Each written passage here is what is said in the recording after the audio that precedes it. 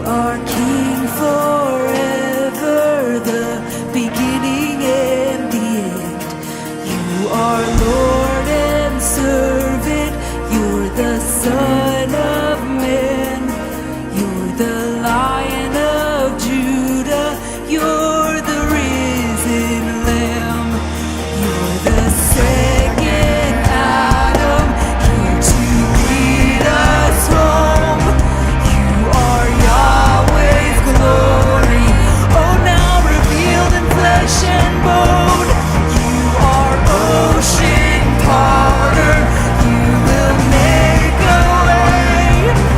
You are death defeater, you have risen from the grave. You are full of mercy, you are rich in love. You are Jesus, Messiah, the one true God. I know you by 1,000 names, you deserve every single one. You've given me so many ways to be amazed. I know you by 1,000 names, and you deserve every single one. You've given me a million ways to be amazed at what you've done, and I am lost in wonder at all you do. I know you by 1,000 names, and I'll sing them back to you. I'll sing them all back.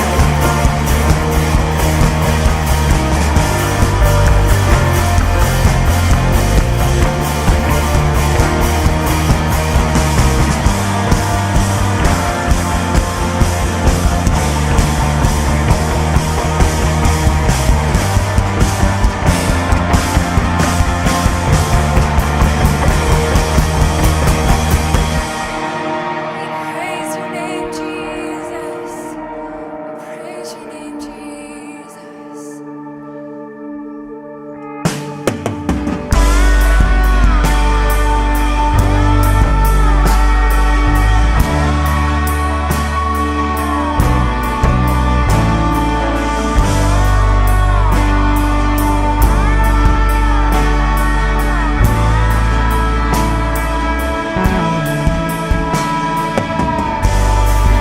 Found in your name the power to save.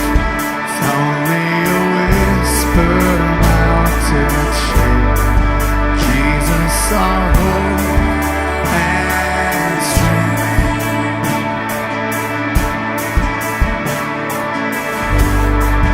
You made a way, unlock these chains. Here in your presence, strongholds break. We'd rather you gave. We give you the highest praise. You deserve it all. You deserve it all. We give you the highest praise. You deserve it all. You deserve it all.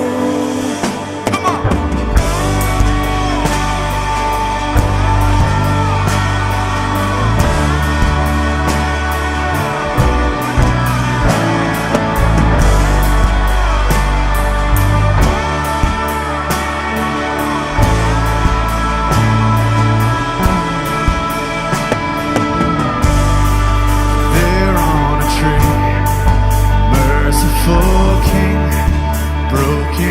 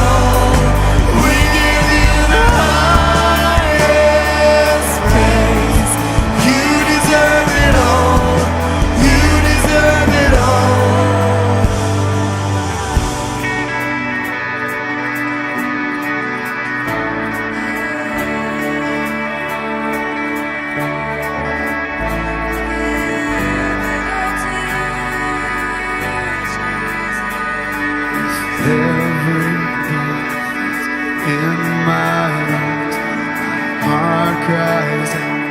To you belongs the glory. Through every loss and victory, my soul will rise to only bring you glory. Let's go. Every breath that's in my lungs, my heart cries out, to you belongs the glory. Through every loss or victory, my soul will rise to only bring you glory. You glory. We give you the highest praise. You deserve it all. You deserve it all. We give you the highest praise. You deserve it all. You deserve it all. We give you the highest praise. You deserve it all. You deserve it all. We give you the highest praise. You deserve it all. You deserve it all. With every breath that's in my lungs, my heart cries out, to you belongs the glory. The glory. Through every loss or victory, my soul will rise to only bring you glory. You glory. We give you the highest praise. You deserve it all. You deserve it all. We give you the highest praise. You deserve it all. You deserve it all. We give you the highest praise. You deserve it all. You deserve it all. We give you the highest praise. You deserve it all. You deserve it all.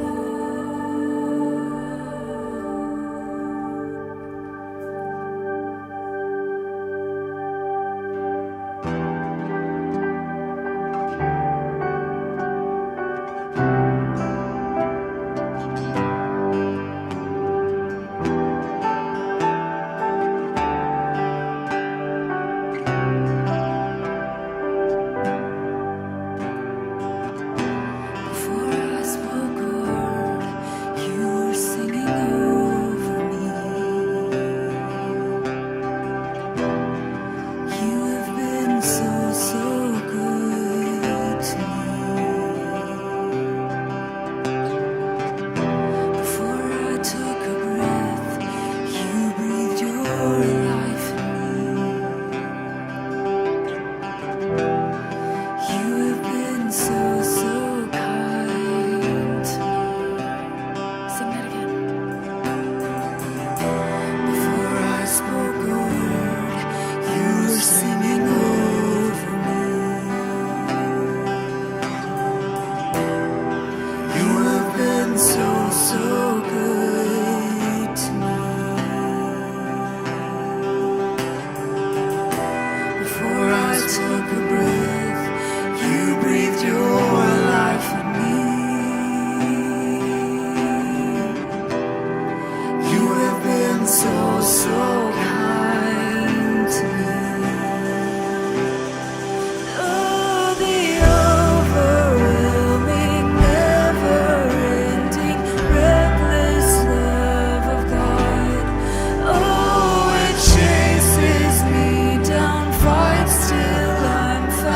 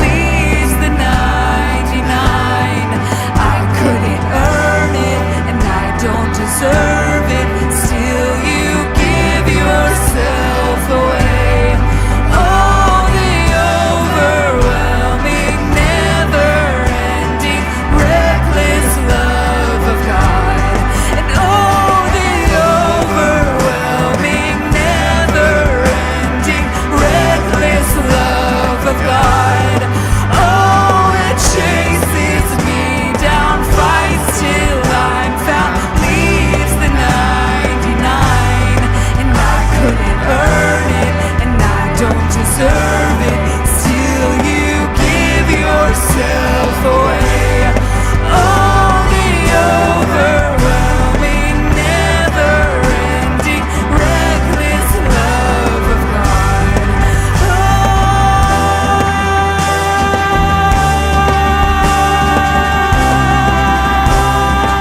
Oh, you never stop chasing.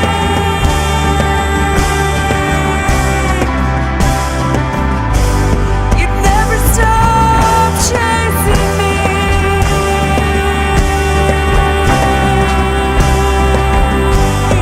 You never stop chasing me.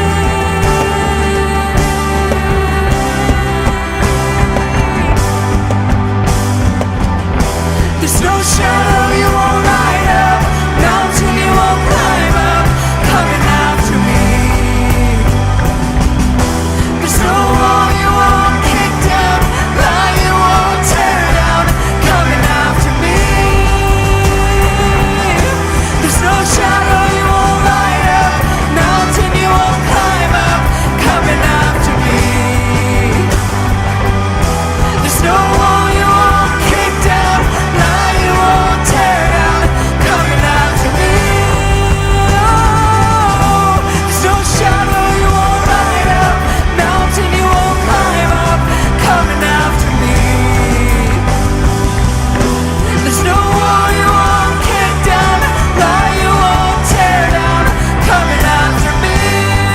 Oh, the overwhelming, never-ending, reckless love of God. Oh, it chases me down, fights till I'm found, leaves the 99, and I couldn't earn it, and I don't deserve it, still you give yourself away. Oh, the overwhelming, never-ending, reckless love of God.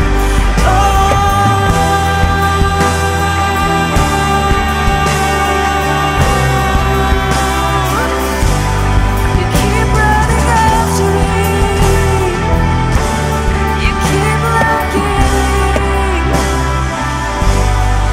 Oh, the overwhelming, never-ending, reckless love of God.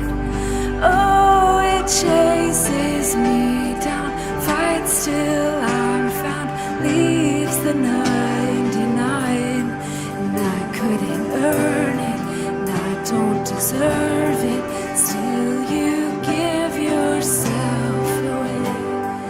Oh, the overwhelming, never-ending, reckless love of God.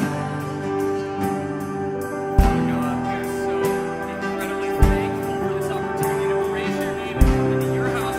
Lord God, we know that your word says that today is the day the Lord has made. We shall rejoice and be glad in it. God, fill us with the Holy Spirit, Lord. Fall on these people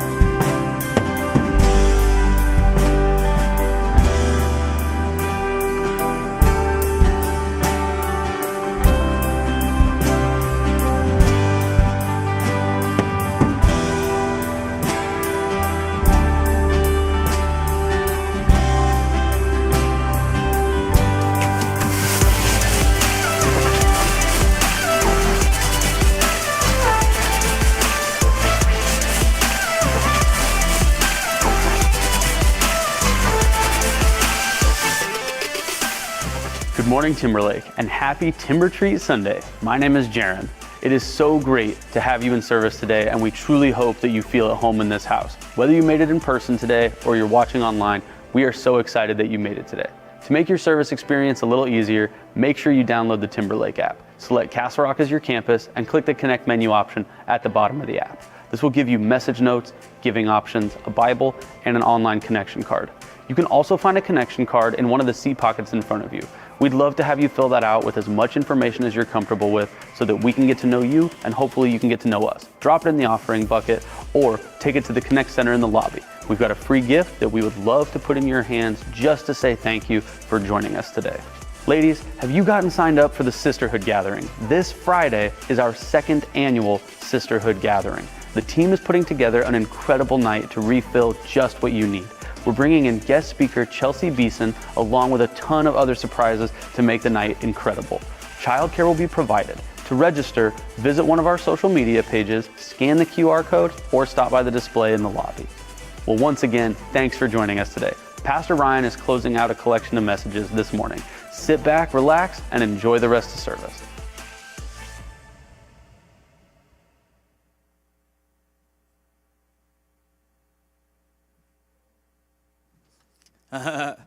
I'm here. I came today. No, actually, right before I walked out, I realized the batteries were dead in my microphone. And you guys get real sensitive about that kind of thing, so I want to make sure that they were in there. Well, good morning. How are we feeling today? We good? Good. It's good to see you. Welcome to Timberlake. I'm glad that you made it today. If it's not evident already, I hope you know how welcome you are, how loved you are, how valued you are. And I am so weirdly happy that you're here today. I'm excited that you made it on this Timber Treat Sunday. And some of you are like, what's Timber Treat? I'll explain in a minute.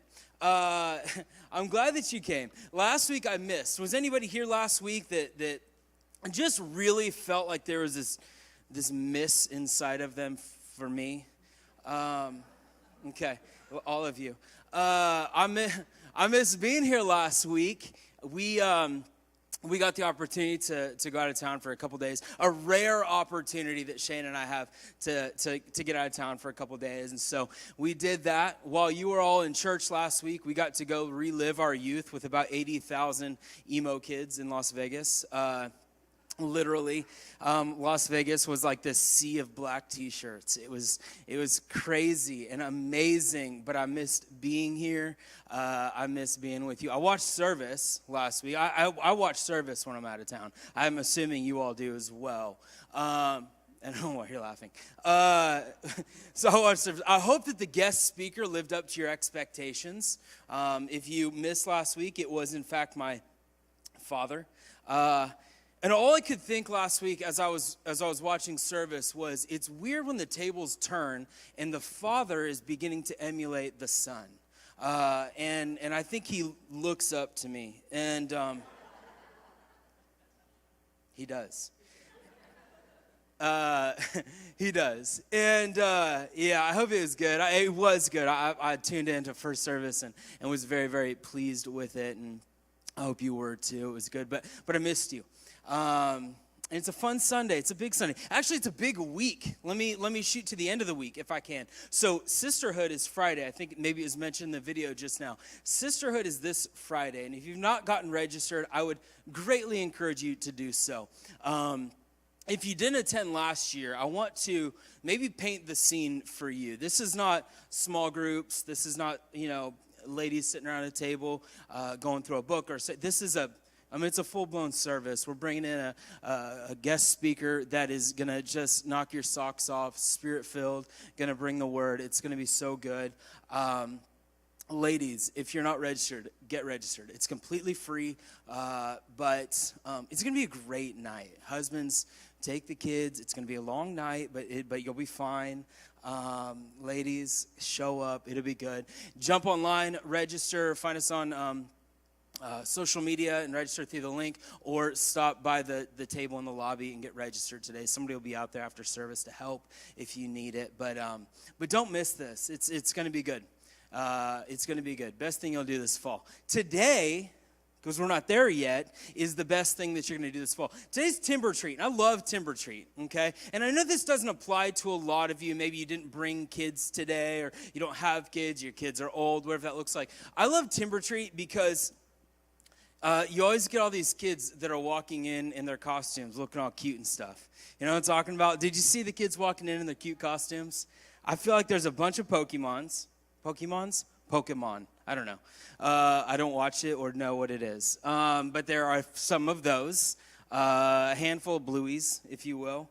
Does everybody know Bluey? Bluey is like the biggest show out right now. I personally don't think it's very good. But the rest of the world does. Maybe I don't get it. There's a cultural divide. It's Australian. And so anyway, I'm just rambling about Bluey now. Go watch it. People seem to be into it. But there's going to be a bunch of candy. There's all the kids next door are going to come out real high on sugar. So good luck with that. The best thing that we can do is bribe them with sugar on Sundays. So that's your problem, not ours. Did you know that they're projecting $10.6 billion is spent on Halloween this year? $10.6 billion. And people are all like, oh, the gas prices. But let's buy like 30-foot skeletons to put in our front yard. Like that's literally what's happening. $3.6 billion is spent on costumes. Isn't that wild? And if you bought costumes this year, you probably maybe noticed. I don't know. You go to the store, and I feel like when I was a kid, like I didn't participate in Halloween when I was a kid, but you go and you look at the costumes. I feel like they used to be scary, but now you're paying $30 to dress as ranch dressing. Like, and I'm not even exaggerating. You can literally dress as ranch dressing, and it'll cost you $30. I know why $3.6 billion are spent on costumes. It's wild. I feel like you throw a little shiny tie on them and send them out as Regis Philbin for free. Like I don't know why we invest so much into it. It's weird. But yeah, I don't know. They say that 86% of parents admit to stealing their kids' Halloween candy every year. 86%. I don't feel like that's the weird stat. I feel like the weird stat is that 14% of them don't steal their kids' candy. Like, what's the point of having kids, right? And if you don't have a kid, like I said, find a kid after service and shake some out of them. I promise their pockets will like be draining with candy, and you can take whatever you want. We're in this series, or we're closing out this series called Do Better. We started a few weeks ago, short series on compassion. And I thought today that we would end this series by simply talking about the one. At the end of service, we're going to take up a special offering today. And it's something that we don't normally do. It's called One Day to Feed the World. I've pitched it for the last few weeks. And if you're new with us, we don't typically take up these types of offering or many of them. It happens every once in a while. But we're going to take up a special offering today. And the idea is simple. It is that we're taking one day's wage and we're giving it to change somebody else's every day. That it's our one day changes their every day. And I hope that you'll participate with me. I hope that you'll actually be intentional in giving towards something where change is needed. That there are kids that are literally going without food, and we're going to take up an offering that 100% of that money will go towards. I want it to be thousands upon thousands upon thousands of dollars. I know it feels weird and maybe it feels pitchy, I don't know, but the reality is that there are kids all around the world. And so we've partnered with this organization called Convoy of Hope, and their whole entire initiative is to end that. Their goal is to literally end world hunger. So today at the end of service, we're gonna take part in that. And so I'll talk more about it at the end. There's a card on your seat, and you can scan that QR code now if you want. You can do it through service. I know how you do. I know you get bored at certain parts during the message, so that would be your time if you want to. Just keep paying attention if you choose to do that. But we'll get more into that here in a second. But what's so amazing about compassion is that compassion always affects the one first. Like before you can affect the masses, you have to affect the one, right? No matter what you do, no matter what action step you take, it's going to hit the one first, right? Before you can affect multiple people, you affect the one person. And I feel like the best way for us to figure out how to do that is to actually just to look at the heart of Jesus. So today, for the next few minutes, we're going to look at the heart of Jesus. In Luke chapter 15, he begins writing this account of where Jesus told these three very famous parables, these famous stories. And I love the way that Luke sets it up, because at the beginning of this chapter, he kind of defines what Jesus is about to do. It starts out like this in verse 1. It says, "Now the tax collectors and sinners were all gathering around to hear him. But the Pharisees and the teachers of the law muttered, 'This man welcomes sinners and eats with them.'" Could you imagine saying that sentence? Like, could you imagine actually uttering that sentence? Jesus is sitting around, and it says that tax collectors and sinners. I don't know why we have to be like that, but he says sinners, right? And I think it's because it's this broad scope of people. But he's sitting around with tax collectors and sinners, and also the Pharisees. And the Pharisees are looking at Jesus, and they're saying, "Man, this guy surrounds himself with sinners. This guy puts himself in scenarios that he should not be in. He's hanging out with people that he should not be hanging out with." You want to know the heart of Jesus? He hangs out with the people that he shouldn't be hanging out with. He's a man that welcomes sinners and eats with them. We're highlighting man that eats with sinners and tax collectors. It's a broad scope of people in reality. We're probably talking about thieves. We're probably talking about prostitutes. And yet there's another group that Luke mentions. I don't even think the focus at this point is on the sinners and the tax collectors and the thieves and the prostitutes. I think it's on the Pharisees. Luke mentions the Pharisees and their involvement here, because Jesus is about to unfold these three stories. One of the lost sheep, two of the lost coin, three of the lost son.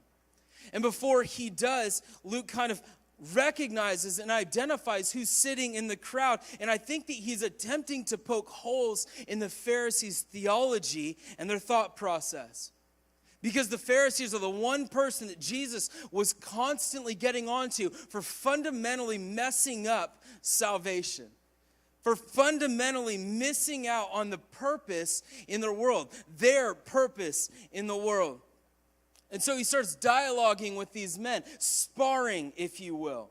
Jesus and the Pharisees are going head to head at this moment. And he begins to tell the story of the prodigal son. Maybe you know the story. The son takes his inheritance from his father early.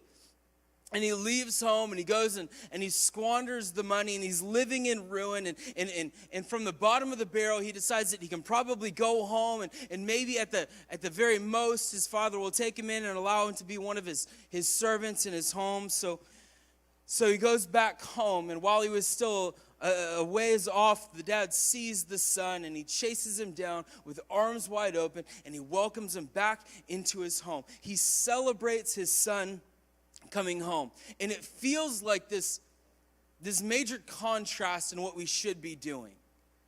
When you actually look at life and you see how this story plays out, it feels in contrast to what we would normally be doing. Okay, the son took all of his inheritance. He took the money from his father, wasted it, and had the guts to come home and say, "I'm sorry," right? And so we look at it and we say, no, turn that boy away, right? Throw that boy back out on the streets. He doesn't deserve it. And it's in contrast to our nature. And in fact, the story doesn't stop with celebration. It goes on. In verse 25, it says, "Meanwhile, the older son was in the field. When he came near the house, he heard music and dancing. So he called up one of the servants and asked him what was going on. 'Your brother has come,' he replied, 'and your father has killed the fattened calf because he has him back safe and sound.' The older brother became angry and refused to go in. So his father went out and pleaded with him. But he answered his father, 'Look, all these years I've been slaving for you and never disobeyed your orders. Yet you never gave me even a young goat so I could celebrate with my friends. And when the son of yours who squandered your property with prostitutes comes home, You kill the fattened calf for him. My son, the father said, you're always with me, and everything I have is yours. But we have to celebrate and be glad because this brother of yours was dead and is alive again. He was lost and is found. See, from one perspective, the father's focus was on the one that needed him, but the brother's focus was inward. The brother's focus was on himself. And I think that in this context, when we're talking about compassion, when we're talking about doing better, I think that we probably identify more with the brother than anybody else in the story. Sure, there are times that we're greedy and we're selfish and we squander away our wealth. Sure, there are even times that we do actually look like the father in this story. But I think a lot of our lives is live more like the brother, where we're on that contrast side where we say, no, don't have any part to do with this kid. He clearly messed up. And I think that if we're being honest with ourselves, it comes back to a heart issue. And of course, there's no shame or condemnation in that. I truly believe that we're all in the same boat. We're all on that contrasting side of it. But I want to get to a place where I'm better tomorrow than I am today. Okay, if we're all in the same boat and we're looking at a heart issue, I'm okay having a heart issue because I'm striving to be better tomorrow than I am today. If we can recognize the heart issue, I think that we can get better. One author called Irma Bombeck wrote a book called If Life is a Bowl of Cherries, Why Am I in the Pits? In it, she said, that's a silly title, right? In it, she writes about being on a plane ride that she took once. She says, 30 minutes before the plane took off, I settled down in my seat, wanting some quiet and alone time. I had a busy morning, and I didn't want to talk to anyone. But as many of us have experienced, a woman sat down next to me and began talking. I'll bet it's cold in Chicago, she said. It's likely, I replied back, hoping the conversation would end there. I haven't been to Chicago in nearly 3 years. My son lives there. That's nice, I said with my eyes glued to the book, hoping the woman would see that I was reading. She went on. My husband's body is on this plane. We've been married 53 years. I don't drive, you know. And when he died, a nun drove me from the hospital. We aren't even Catholic. The funeral director let me come with him to the airport. She writes in the book, and she said, I don't think I've ever detested myself more than I did at that moment. Another human being was screaming to be heard, and in desperation had turned to a cold stranger who was more interested in a novel than real life. I think that our nature is to always be facing inward. I just think it's part of our nature. I think it's just part of who we are. Yeah, I think that there are moments where we're not like that, but I think at our core, for the most part, humanity is inward facing. I think that we try and be kind. I think that we try and be compassionate. But then you have stories like the prodigal son where the brother says, it's about me. It's not about him. And I think the trick to fixing that, for us to get better, to do a better job, is to look at our heart. To try and actually identify the heart issues and get better at them. So I think the best way to do it is to look at Jesus' heart. You still with me? Are we in it? Do we get some of that candy right now? Oh man, what if I did that? Second service is getting candy. Let's look at Jesus' heart. 3 thoughts. The first one is this. You choose our focus. We want to look like Jesus. We want to have a heart like Jesus. I think that we have to choose our focus. We figure out where we're going to look. I think a blaring issue in this story of the prodigal son is that it's not necessarily about an outward projection towards the one. I think it's a spiral of self-pity because insert whatever excuse you have to look inward all the time. I think that our story is not necessarily this outward projection towards the one, because this is going on, and this is going on, and this is going on, because I'm jealous, because I'm upset, because I'm angry. And so I think that we have to choose our focus. I think that we have to choose our life mission. What do we live for? What do you want to be known for? Are you the son or are you the father? In verse 20, it says, but while he was so a long way off, his father saw him and was filled with compassion for him. He ran to his son, threw his arms around him, and kissed him. What's interesting about this scene that Jesus is painting for this group of sinners and tax collectors and Pharisees, this scene that he's painting is that it was probably a humiliating experience. It was a humbling experience because fathers don't run. Okay, and that's not like a jab at dads, okay? I think that most of us probably don't do a lot of running right now. Shayna literally called me slow yesterday. It was very offensive. But back then, fathers actually didn't run. Rulers didn't run. It was undignified. Running was reserved for children and slaves. But the father sees his son and he begins to run because he's not occupied with the opinion of others. He's solely occupied with what's missing. He's looking at his life, and all he sees in that moment is what's missing. And he has an opportunity to gain what's missing. What's missing for us? What's missing for all of us? Here's what I want. I want us to be overly concerned with what's missing. I want us to constantly be searching for what's missing. In the context today, we're talking about people that are willing to step up and feed children that would not otherwise have food to eat. Like, that's what this is about. That we're looking at what's missing, and what's missing is enough people to step up and do something. So we ask, what's the focus? Dietrich Bonhoeffer said this. He said, we must learn to regard people less in the light of what they do or omit to do, and more in the light of what they suffer. You have this story where one brother messes up, and then the other brother is so consumed and focused on his mess up that it puts him in a compromising position. It puts the older brother in a compromising position because he's not thinking about the welcoming experience. He's not thinking about what's missing from his life or his home. He's solely thinking about himself. Psalm 112 says, even in darkness, light dawns for the upright. For those who are gracious and compassionate and righteous. And it doesn't mean that we spread ourselves so thin that there's nothing left. It doesn't mean that we only have one focus and we can't focus on multiple things. What it means is that God has this special eye and attention for those people that are living graciously and compassionate and righteous. And in this case, why would we not focus everything that we have on compassion if Scripture says, even in darkness, light dawns on the upright? Light dawns on the compassionate and the righteous and the gracious. Why are we skipping out on that? If God's saying, here's the thing, I'm paying attention to you. If you're righteous, if you're compassionate, if you live an upright life. Why is our focus not there? Why is all of our focus not there? Choose your focus. Here's the second thing. You choose your character.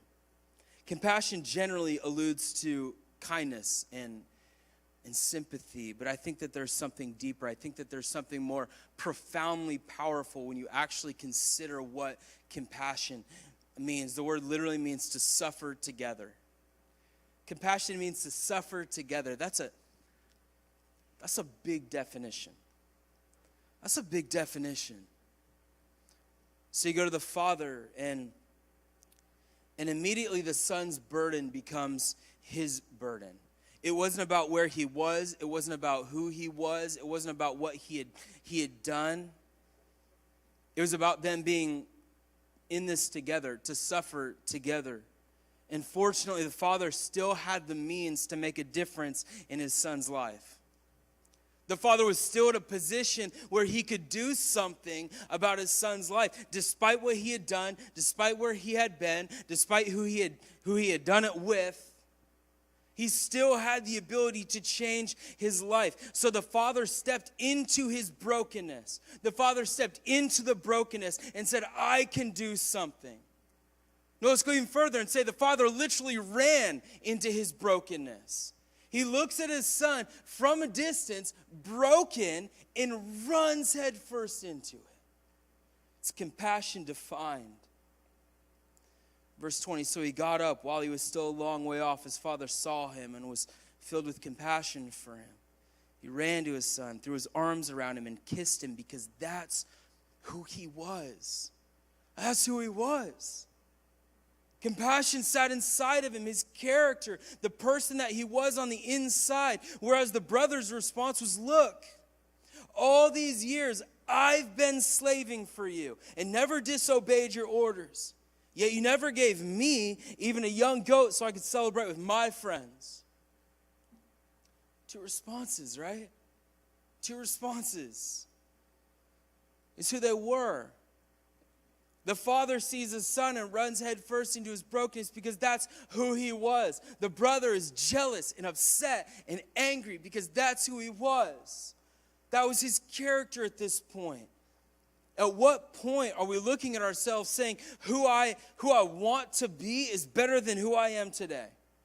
And it doesn't even mean that we're bad people today. It doesn't mean that you're a bad person, that you do bad things. It just means I want to strive to be better. I want to continually evolve and develop and grow my character. I want to be better tomorrow. Because at the end of the day, we can act. Like, I think it's easy to just act. I think it's easy to check a box off the list, right? I think that we do it. And it probably even touches in compassion, but I think it's easy to check boxes off the list. I think it's easy to pull up to a red light and roll down your window and hand $1 to somebody. And then you can leave and you can feel good for 10 minutes and then it's just done. Maybe that's who you are, that's your character, and you feel good about it. That's great. There's nothing wrong with that. Please do that. Be generous people. We can act. It's easy to act. Saturday, I was driving down Washington Way in Longview. And at this space on Washington where there's that big median, right? And I'm driving down the road. There's not really anybody in front of me, but there's this old man, and he's walking across the street. Not at the crosswalk, just in the middle. And so you're like, I don't know. He's in the middle of the street. Do you hit him? Do you not hit him? I chose not to. And but I was still kind of ragey. Right? And get out of the street. You know, I didn't really do that.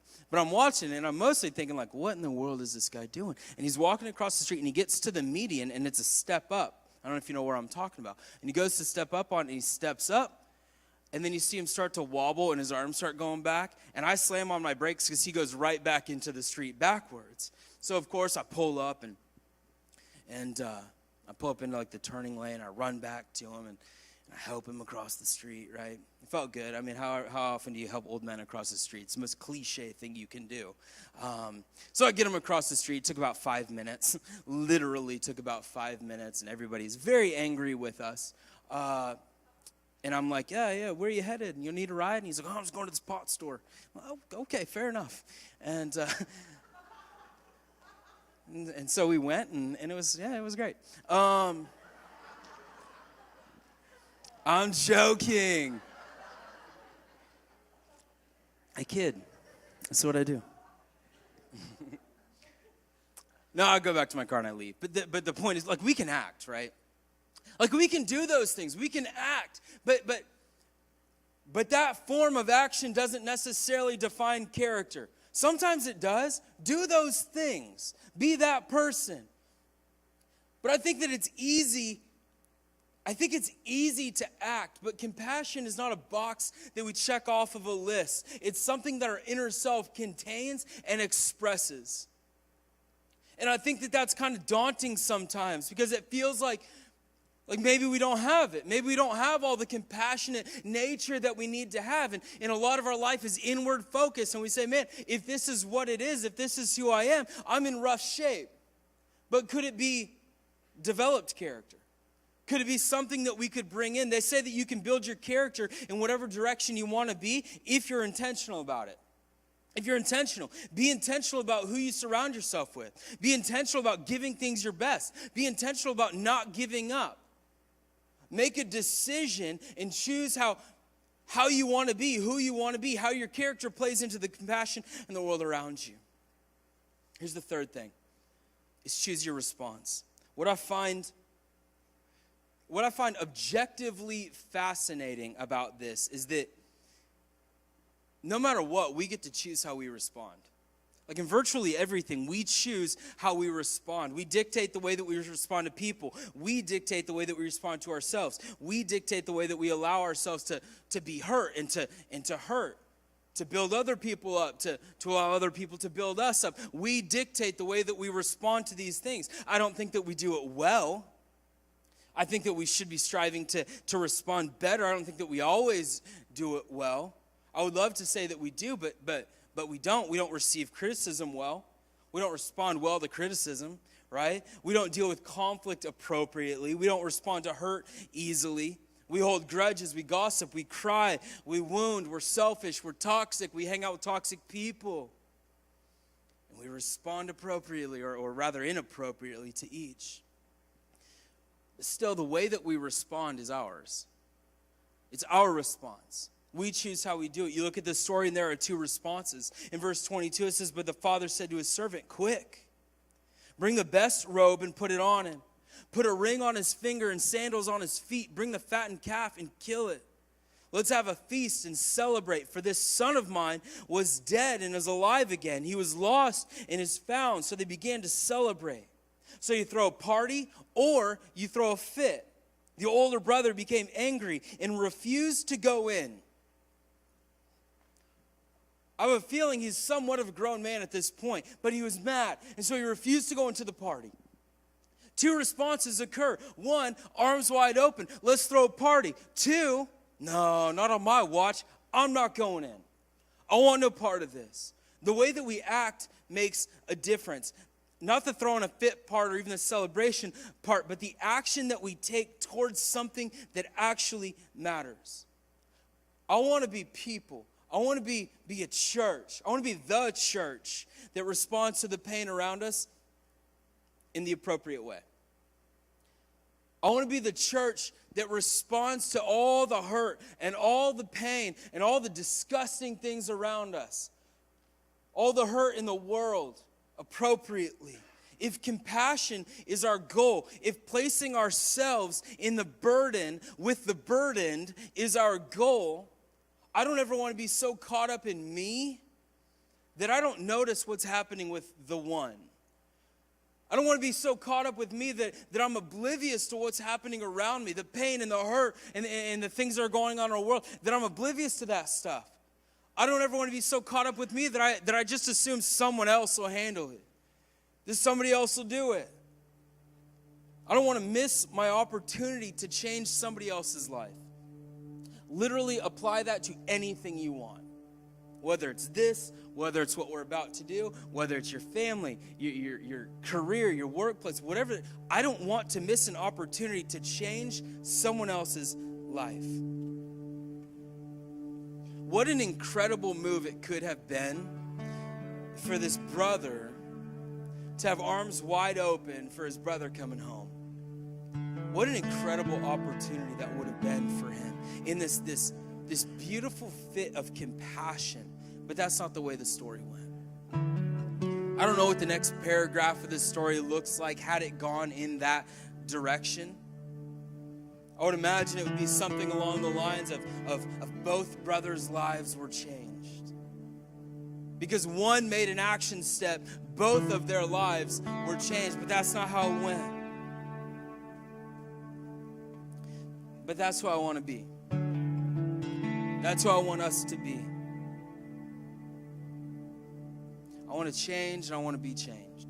I want you to change and I want you to be changed. Let's pray. God, thank you for changing us. God, thank you for changing us. Thanks for being concerned with the change. God, as we identify and we look at this compassion defined, God, I pray even right now that you just begin to stir in our spirits. God, that you would stir inside of us something real. God, that you would drum up this character that bleeds for other people. God, I pray right now in this moment that you're stirring up something inside of us that says, you know what? I don't want this to all be about me. God, that you're stirring something up inside of us that wants to strive for a bigger and better character. God, a character that looks like you. God, that you're looking at us and you've given us this perfect example of what your heart looks like. God, I pray in this moment that we would begin to lean into what that looks like, to start to model our heart after your heart. That's what we want to be. God, that's what I want to be. With every head bowed and every eye shut before we move on with service. If you're here today, and before you can ever change your heart to look like the Father's heart, it takes one simple step that says, God, I want a relationship with you. Maybe you're here today and you don't have a relationship with Jesus. It's this real easy thing that we get to do. And all it takes is a simple prayer. It's a prayer of forgiveness. It's a prayer of acceptance, because God is bringing you into this thing that he had prepared for you long before you showed up today. All it is a prayer. I'm not going to call you out or embarrass you. I believe this is this moment between you and God, but I want to provide you with the words to use if you need them. If you're here today and you don't have a relationship with Jesus, here in a second I'm going to pray a prayer, and if you will, just repeat that prayer. But give it to God with all your heart, all your sincerity. It sounds like this. Just begin to pray this prayer if you don't have that relationship with Jesus. Say, God, thank you for sending your son. Say, thank you for the work that was done on the cross. Say, God, forgive me. Wash my heart clean. God, begin to show me my purpose. God, begin to show me what's next. God, begin to mold my heart to look like yours. And then just begin to say thank you. You might not understand it right now, but just begin to say thank you. You'll understand it soon. God, thank you so much for the people in the room right now that are turning towards you. God, thank you for the ability we have to turn towards you, to have a relationship with you. God, thanks for allowing us to model our hearts after you. God, I pray as we move into this next portion of the service that you would just stir so greatly inside of us. It's not about us. Help us to know that. Help us to recognize it. God, help us to sacrificially give towards something that will inevitably change somebody's life. We love you. God, make us more compassionate. Make us more caring and loving. Thank you.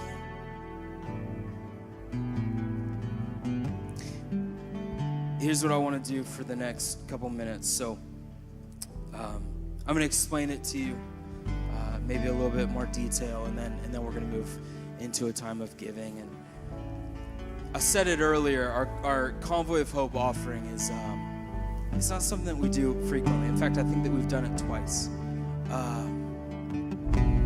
Generally, what happens is the church just gives towards Convoy out of our regular tithes and our offerings. But I so desperately wanted you to be involved in something. I wanted you to have a part in this. And so what we're going to do is we're going to take up an offering here in a second. They're going to throw a QR code on the screen. It's the same one I think that you have in your hands. You can pull out your phone. You can scan that with your camera. We're also going to take a physical offering. So it's something weird that we've not done since pre-COVID. It feels very odd to pass buckets around. I don't know why. We've literally been doing it for thousands and thousands of years, give or take.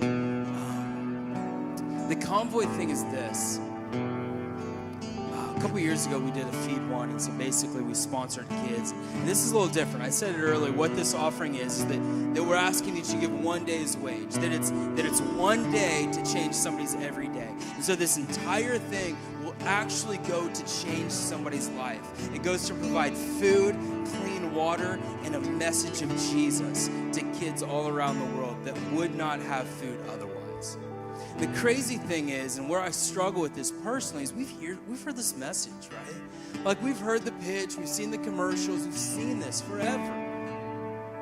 This is without a doubt the greatest opportunity that I think that we have. I think that Convoy does it better than most. All of this money goes to help somebody.